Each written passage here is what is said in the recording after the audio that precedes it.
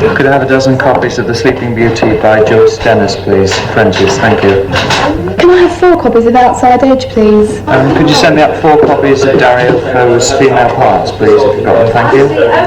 Have you got a copy of Promises at all? Thanks. French's Theatre Bookshop, Southampton Street, next door to David Garrick's old house in Covent Garden. Standing in the far corner is a brace of mini lifts, working in tandem and hauled by ropes. They must be London's hardest worked elderly retainers, rheumaticy with the constant porterage upstairs, downstairs, but efficient for all that, and never a murmur of complaint. A word in the microphone to the underworld of the building, and moments later whatever you've ordered surfaces. Whether it's The Sleeping Beauty or Dario Fo, Hay Fever or Sexual Politics in Chicago, French's have it stacked on shelves in the cellar, waiting in the wings with hundreds of other plays. I only heard the moles in the stockroom caught out once. That was when the voice from on high called, "The Fall and Redemption of Man." You can't do that, can you, Fred? Mostly, as I say, Fred can do it. And once you've got the words, they can offer you other noises too. Recordings of birds and other sounds of the country, or electric trains, even guidance on Irish, Scottish and Welsh accents. Then there are books on lighting, hair fashion, makeup, panto and circus, anthologies, biographies, diaries, calendars, a literary cast matched only by the range of customer. I do a lot of producing for the amateur theatre, and this is one, of course, the main places to come.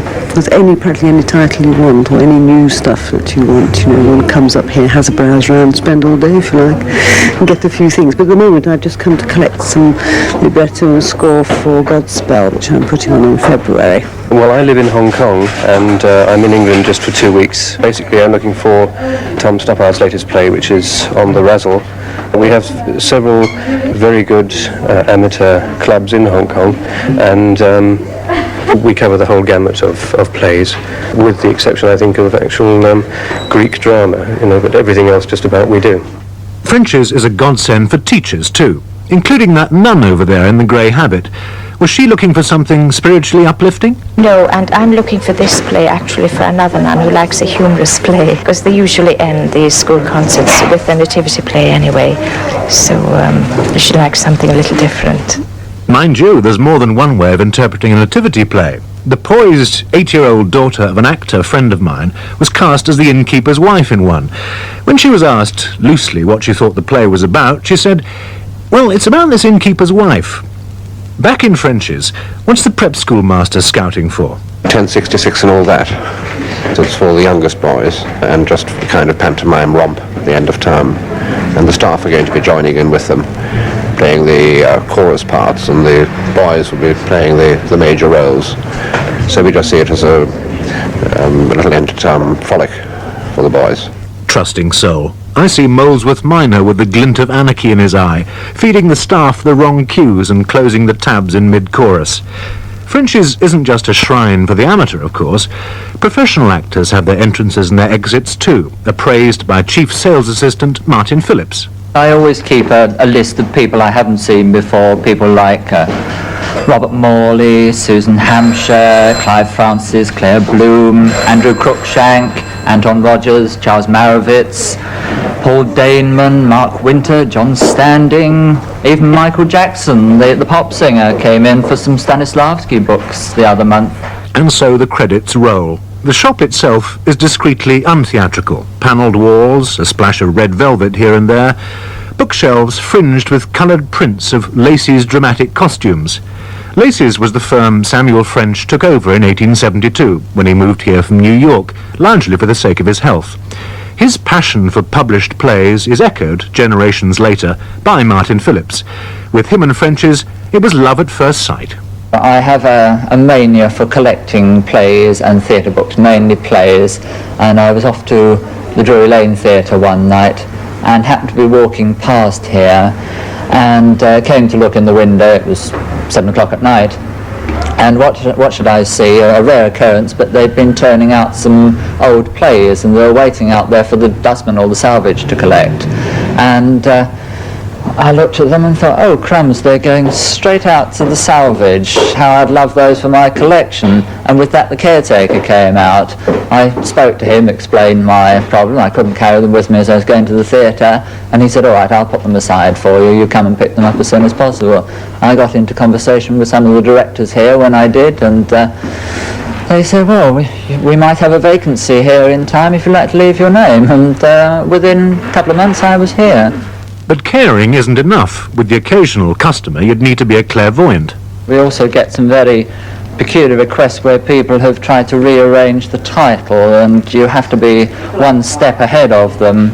Sometimes we get there, sometimes we don't. Somebody this morning, now what was it he asked for? The play by Alan Ayckbourn, which wasn't by Alan Ayckbourn, with Lie Down and Think of England instead of Shut Your Eyes and Think of England. And, you know, you just have to be one step ahead of them all the time, because they're experts at doing that sort of thing. But, you know, we do get caught out sometimes. Usually the requests are for plays with predominantly female cast, usually something like 10 women and 2 men. Just occasionally you get it the other way around, which is quite a surprise, actually. Well, suppose I came in and asked you for a play with 10 women and 2 men and quite an exciting one. What would you recommend? Exciting one. Well, there are the ones that you fall back on, like No Time for Fig Leaves. A ready-made slogan for the rag trade, the play calls for 7 women and 2 men. No Time for Fig Leaves sums itself up like this. The women are running the world. An atomic accident has resulted in the disappearance of all men. All, that is, but 2, who, it appears, were protected in an underground shelter. Unfortunately for them, power is in the hands of the least attractive of the women, who keep these potential supermates under close guard. After all, they are more valuable than the crown jewels! Exclamation mark. But despite that persuasive billing, there are women who still prefer to steer clear even of potential supermates and join all-female dramatic groups, like those under the umbrella of the Women's Institute. Why? Perhaps it's a bit of a challenge to do all-women plays. We certainly get a lot of pleasure from it. Because of the shortage of plays, suitable plays for women, we are encouraged to branch out and do such things as choral speech and write our own material. But it's not everyone who can write. When Mrs. Greta Greenaway produces for the Totteridge WI in Hertfordshire, she has to face another fact of life. Not only are we an all-women group, but we are over 40. Our youngest member is early 40s, which is very restricting. It means that we can't do anything with 3 generations, a grandmother, a mother and a daughter, or anything with a wedding, a girl getting married, because obviously you're usually married by the time you're 40. We are rehearsing a pantomime. It's Goody Two Shoes by Trudy West, published by Samuel French. Although there are parts obviously written for men, I feel in pantomime that women can get away playing male parts, but only in pantomime. I wouldn't cast a straight play with a woman doing a man's part. It never bothered Sarah Bernhardt. As Mrs. Greenaway mentioned, Goody Two Shoes isn't just sold by French's, they publish it too. In slightly Dickensian offices over the shop, plays are picked, performance rights leased or acquired, and fees collected. The only bow to the 20th century is the computer room, but even there a grandfather clock stands at the threshold, like a familiar stage doorkeeper. I asked John Hughes, the managing director, what French's look for in a play. The first thing, we want a play which is good of its kind, well written, well characterized, so that we have quite an open mind as far as this is concerned. But of course, when we come to publish a play, we've got to consider what appeal it will have to the amateur market. There are many absolutely splendid plays which, for one reason or another, will have only a very limited appeal in the amateur field. What might the reasons be? Oh, the number of sets and the complexity of the staging. But for the general run of societies, they want a play with a moderate-sized cast and preferably more female parts than male. Once a play passes its audition, it's up to John Bedding to check on copyright and other legalities. rights are always in the ownership of somebody or other, not necessarily the author. And to use somebody else's property without permission amounts to theft. It's as blunt as that, quite truthfully. There are some people that we have to deal with, unfortunately, who just do not see that this is the case. I always urge anybody when dealing with them, do be sure that what you want to do is available and released for performance, otherwise you can find yourself in difficulty. It's legal sometimes. To help you choose the play best suited to your group, Frenchies provide an invaluable guide, currently into its 84th edition. Suppose you have 5 characters in search of an author, 3 of them men. You simply look under M3F2, and there you'll find a list of plays ranging from Bell, Book and Candle to Neil Simon's Plaza Suite and Roger's Last Stand. Then turn to the summary, and they give you a quick rundown on cast and plot. Amanda Smith, French's editor, knows just how much help the amateur needs. It's much simpler than it used to be. We used to clutter up the play with stage directions saying where to bend your elbow and cough and sneeze, but the amateurs have got a lot better at this sort of thing. They don't need to be told so much. So we give as much as we can in the way of stage directions to stop actors falling over themselves, so that they're all on different parts of the stage at the same time. And our actual house style is the way we set it out on the page. What is the most popular play in your repertoire? Difficult to say. Each season has its own favourites. When we release something, say Habeas Corpus or an Alan Ayckbourn, of course that shoots to the top of the ratings. But I should say that over a long period, something as mundane as The Ghost Train or an Agatha Christie or a J.B. Priestley, they're the perennial favourites. They go on, and of course are good crowd drawers because of the names of the authors. Is it just the names of the authors, or what do those plays have in common that appeals to amateurs? I think they like thrillers. Good bit of blood up on stage, and comedies too. I think if you can build something as a comedy or a thriller or a murder mystery, that helps as much as the author's name. Now in your catalogue, your list of plays, you have a little rundown on each character, a little sort of thumbnail sketch. Are you involved in that? Oh yes, our department's responsible for that. It's to give people an idea from our catalogue as to whether they can cast the actual play. If they've got 3 actors who are only 20 years old and the play calls for 3 actors of 60, there's going to be a lot of characterisation in it. Could you do one off the cuff? I mean, if I said to you, can you give me a one-line summary of the characters in, say, Othello for an amateur production? Could you do that? I think I'd have to think about that for a moment. Yes, I suppose you could say Desdemona, quiet, gentle, but with hidden strength. Othello, virile, demanding, but easily led astray, or something. And what about Iago? Cold, calculating, cunning, completely without scruples. Amanda Smith, confident, attractive, plenty of scruples. But how much have tastes changed in amateur theatre? John Hughes, striped shirt, greying beard, glasses, likes Ibsen, and I can just see him in it. But shocking though A Doll's House was at the time, it had nothing on some of the material Frenchies handle today. There are certainly a number of plays nowadays where the language is such that we may have to express views to the author or his agent because the language perhaps is acceptable in London but wouldn't be equally acceptable in other parts of the country, and there are times when we have to suggest that it might be better to edit it in some way to make it more generally acceptable. How do authors react to that? Oh, I think they understand this in most cases, and we certainly don't censor 4-letter words in plays where we think they are justified and part of the context of the play.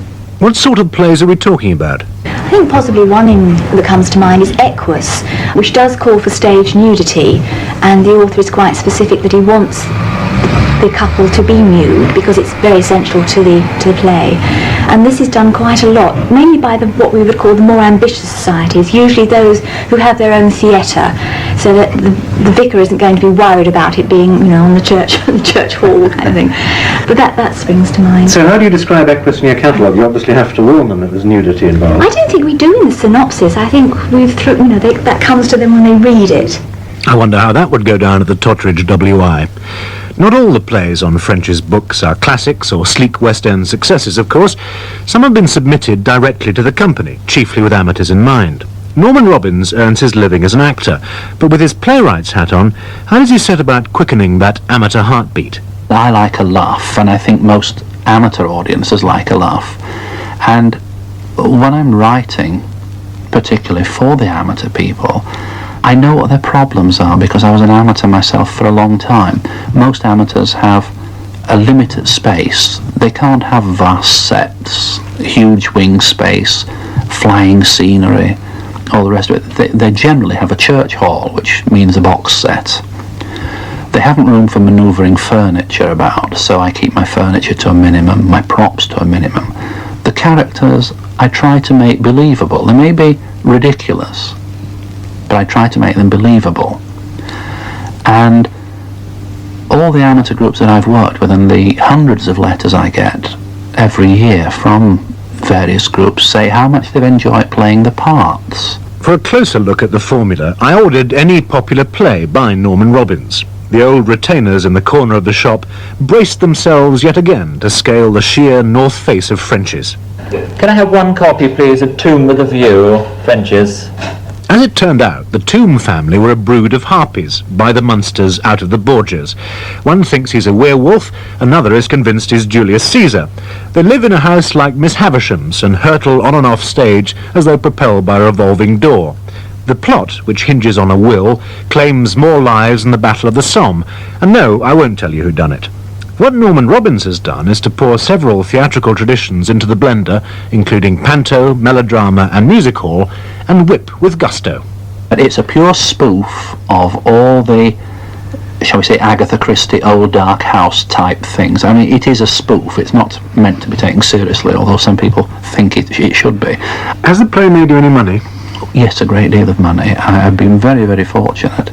It's been played now in 32 or 34 different countries. It's been filmed for Maltese television. It's been translated into Maltese. It's been televised in Australia. It's being translated into German at the moment. And one person did say it was worth thinking about for a film, but I don't know, there's nothing developed on that as yet. But I mean, it's all very exciting to me because I don't take myself seriously as a writer. I write because I like dabbling. Can you give me an idea of how much this play has been worth to you? It's been worth, I think, about £8,000 in the past 2 years. And that's only one of his plays. As well as writing for amateurs, Norman Robbins has directed them, discovering that equity members have no monopoly on temperament. A few years ago I was asked if I would take over a production of White Horse Inn, which is one of my pet hates. So I went in and I took notes, and one of the first things I noticed was that the leading lady, when she came out of the White Horse Inn for her very first entrance, she walked along the balcony at the back, posed, came down the flight of stairs, very short flight, did another little pose, and then arrived centre stage to start the dialogue. And I didn't like this, and I said, no, before the cue comes along, I want you to come out of the inn and chat to the people at the tables on the balcony, and then, I mean, they're all customers, just chat to them, and so when your cue comes, you're there to step in. And she said, oh no, I can't do that, it's, you know, they have to all turn and acclaim me. And I said, oh no. She said, oh yes, I've done this for the past 20 odd years, and this is the way I always do it. And I said, well, you don't do it in my production. And she said, well, if I don't do it, I won't play the part. And I said, all right, then I'll replace you with someone else. And she said, I hope you realise you're not speaking to a member of the chorus now. The cautionary tale of the leading lady haunted me as I headed for Ely, that lovely island in the fens with the least cluttered, most moving cathedral in the country. For a small town, it has a well-developed amateur theatrical tradition. In a bare schoolroom, I sat in on a rehearsal of, guess what? Otherwise, I suppose the White Horse is still as comfortable. The mosquitoes are terrible this year. The beds are too short, the moths have played havoc with the blankets, and we're expecting an earthquake any moment. It'll be a new experience. And now, back to my old balcony room. All right, throw the hat, and I hope it lands there. I hope it lands there. Yes. Opening time yet again for Norman Robbins' pet hate, The White Horse Inn, directed in rehearsal for Ely's Campaign Amateur Theatre by Michael Rouse. He and his democratic cast wouldn't have much time for that temperamental leading lady either. We are a members group, so we start from the premise we try and find a show that suits the membership. Now that assumes that those who claim to be dancers will dance, those who have passed the singing audition for the chorus expect to sing in the chorus. We try and fit all the chorus people in who want to be in, but then we, after a couple of run through the show so people know what to expect, we've announced auditions by then, and all the principal parts will then be auditioned. White Horse Inn is what you might call safe, isn't it? It's far from being a modern play, yes. And all being well, it'll be a surefire hit. All being well, yeah. Would you rather do something more daring? As a director? Yeah. I love musicals, and this group does try and raise money for charity. Therefore, you've got to put on a show that will bring a lot of people through the door. I mean, we are a company. How many companies make money out of a show? We hope to actually raise money through a show. How much more progressive can productions be in the amateur theatre now than they were, say, 30 years ago? I mean, for instance, could you ever put on a play like Equus that included stage nudity in Ely? No. I appeared in a production a few years ago of Billy Lion. It was a few years ago now when we did that. And the language in that offended people. I think you could do Billy Lion now. That was with the ADS, the Amateur Dramatic Society. I think you could do Billy Lion now, and its impact would not be the same as it was what's getting on for 15, 16 years ago. With a company like this, doing the shows well, we're aiming to get in a very wide range of audience. We're aiming to get in children, right through to quite large groups of old age pensioners coming in. You can't possibly afford to offend them. And for many of them would be, I'm not being unkind about this, are relatively unsophisticated from a theatrical point of view, want to come out for good music and good entertainment, and that's not a bad aim to have, in fact. I mean, to sort of cover the stage with nude bodies, we'd need an Arts Council grant or something, and we haven't got that, and we're never going to be in a position to do so. So it may be a while before Ely's troopers tackle the Romans in Britain, but amateur theatre thrives because it knows its frame, and, like its plushy professional cousin, it knows all about disappointment. Paddy Bailey is the chairman of Ely Amateur Dramatic Society. We should, in fact, this week be doing Goodnight Mrs. Puffin, but I'm afraid 3 casts fell sick and all backed out. The result is that we've ended up with no play, because like most amateur companies, we haven't enough men and no understudies. When productions do make it to the first night in Ely, they play to good houses. But however much she's loved out front, backstage an actress has to settle for something less than Shaftesbury Avenue. Mary Legg. We have the changing room here at the back of the gymnasium, and invariably we have to share it with the Keep Fit class, or we arrive and the floor is swimming in water because the hockey team's just had a shower. So I think we really work harder than professional, because I always say we have to put a show on, and people expect a professional show with all these disadvantages, and we have more disadvantages to overcome than professional stars, really. And then there's what you might call the intimacy of the acting area. The stage is one-sided. That means that from stage left, there isn't an entrance from anywhere other than on stage. So if you, for example, exit stage left, you exit into the wings. You cannot get off from there to get round through a green room, round and come in again stage right a few minutes later. So you could finish up with the situation. You've got 30 members of the chorus, which is almost impossible, stacked into that corner, and with scenery and everything, it is a nightmare. Despite the hazards of high tide in the dressing room and performing in a cupboard, there's no shortage of recruits. Paddy Bailey thinks he knows why. What you do in a small town in long winter evenings is one thing. So you get a great kick out of providing entertainment for other people. You get a lot of fun creating something for them to watch. But I think the biggest thing is that you are giving live entertainment, which is so important.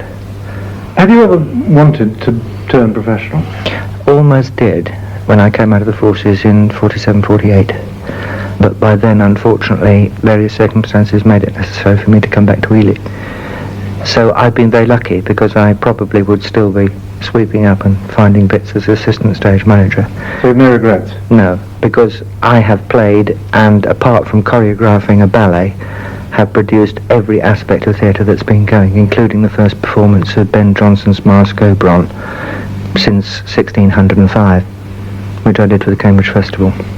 So I can't really grumble.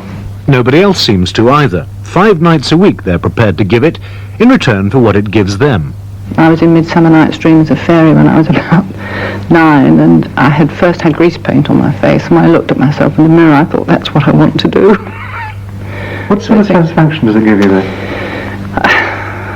Well, it gives more of a zest to life, I suppose one would say. I always feel when I'm on a stage, that's a silly thing to say, but I'm living, and the rest of the time I'm sort of existing, but it just gives a sparkle to life.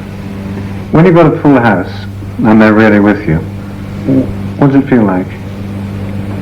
Well, you can't describe it because it's exhilarating. There's no other feeling, I think, like it. But not so much, well, of course you want to do well, but I always feel it's not that I want them to come and see me. I want them to come and see what I'm portraying, and I want them to like it because I'm trying to put it over to them, not particularly that I want them to applaud me. It's really what I'm doing, the part.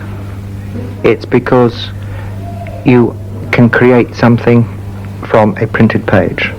It is a bare script, and you bring characters to life. Words, too, I think. If you enjoy words, then you enjoy doing theatre. And it's like mountains. Why do you climb them? Because they're there. How important is applause to you as an artist? I think applause is necessary.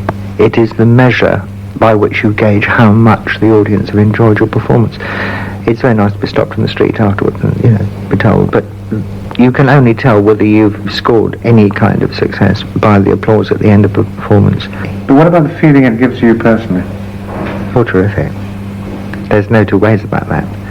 If you get, by some remote chance, an applause on an exit, when you go off in the midst of a scene, you come off stage at least 12 feet high.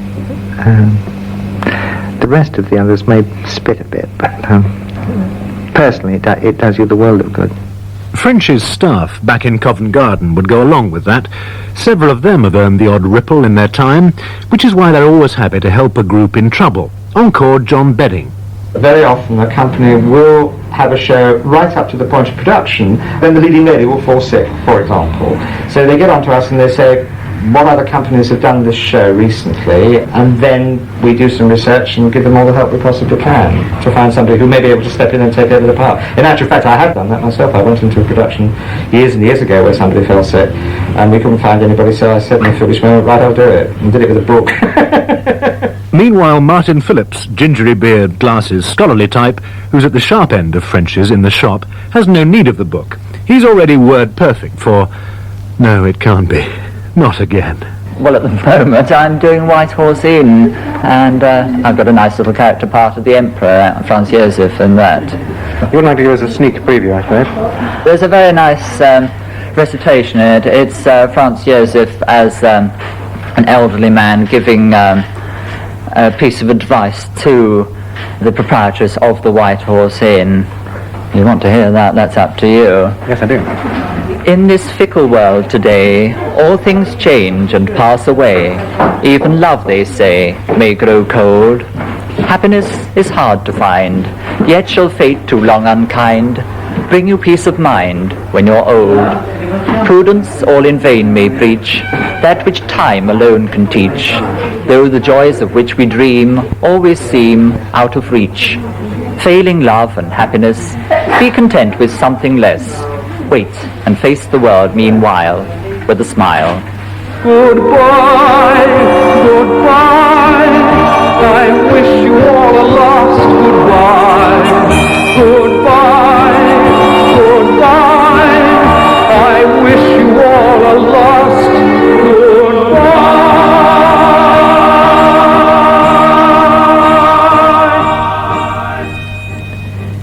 French's Without Tears was presented by Chris Kelly and produced by Anne Winder.